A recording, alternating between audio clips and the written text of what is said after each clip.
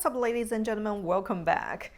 I believe almost everyone on this planet wants Ukraine and Russian war to end. However, when it comes to Zelensky, the president of Ukraine, maybe 99% he wants the war to end. However, maybe 1% or even a bit more, he might hesitate. This is my conclusion, and now let's see the explanation.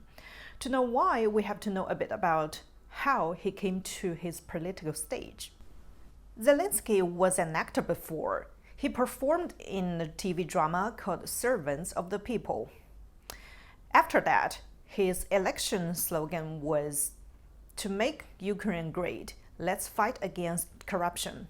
Because he was a person who never had any governing working experience before. That's why people chose him, because he might be the best corruption fighter for this country.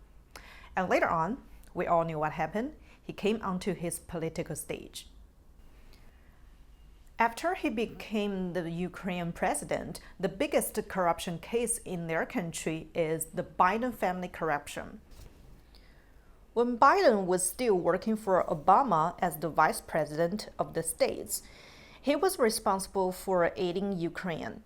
And during that time, the Biden family monopolized the gas transportation business and took about $2 billion from the aiding funds. In June 2019, Donald Trump called Zelensky and asked him to investigate the Biden family's corruption. However, Zelensky didn't say yes. Instead, he told the Blue Party what Donald Trump said. Why did Zelensky do that? Because he thought the Red Party would not win again during the next election. And of course, he was correct. He won together with Biden.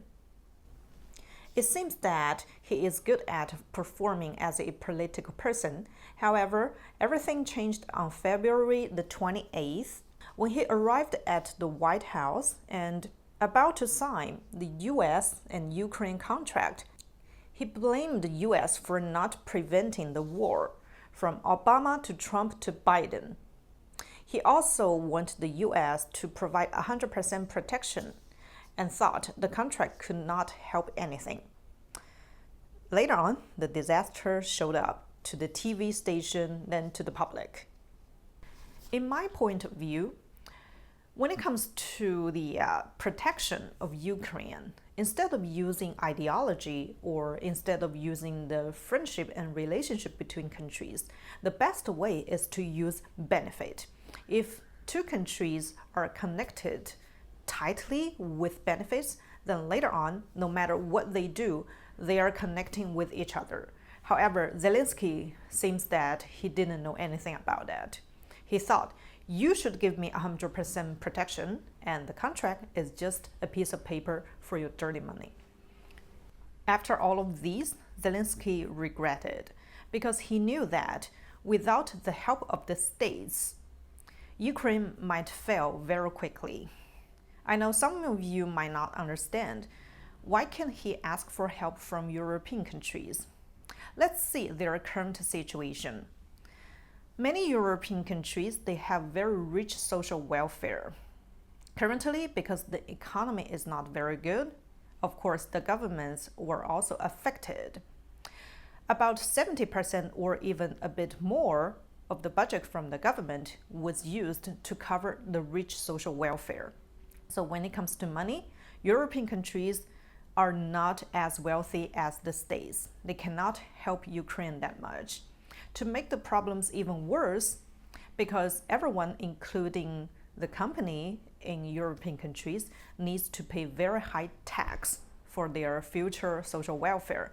That's why most of the factories were moved from the European countries to Southeast Asia and China. That's why if they want to make weapons or they want to make some equipment for the wars, they just cannot do anything because their manufacturing is already dying. And the third one is that most European countries, they thought US people will help Ukraine. That's why they don't want to do anything. They just want to sit down and enjoy their beautiful life. That's why when he left White House, he found that European countries, including UK, cannot help as much as what US does. However, everything was too late. Though Zelensky already wrote on his X, he said that we didn't want that to happen and I hope everything can be good again. However, currently, Trump is not focusing on the war that much. 3 reasons. Number 1 is that red and blue parties, these two already have a huge gap between each other. As a president, he needs to unite these 2 parties so that he can unite its people. Later on, if they have wars or unpredictable disasters, they have enough power to fight. Second is that US is also suffering from the bad economy. That's why they have to feed themselves first. It's a strong country, but it doesn't mean that it has endless power. Number 3 is that Ukraine is still a bit far away from the States. Even if they fail today, Russian or the European communities, they would not affect US that much. Compared to Ukraine, maybe Taiwan, South Korea, and Japan, these 3 are more important for the States because they have more benefits and money to share. So to summarize, if Zelensky wants the war to end as soon as possible with the help from the United States, he has to speak to the public and apologize. But if he do that, it means that it will be the end of his political career. Personally, I don't think he will do that because he wants to be the president. He wants to be the president of the country and be the hero. However, if he doesn't apologize, then later on, if US remove their help and aids out of the Ukraine, then it means that the war is going to fail. Later on, he will change his ID from a hero, from a president, to a loser. So it's a dilemma for him. Let's see what will happen later on.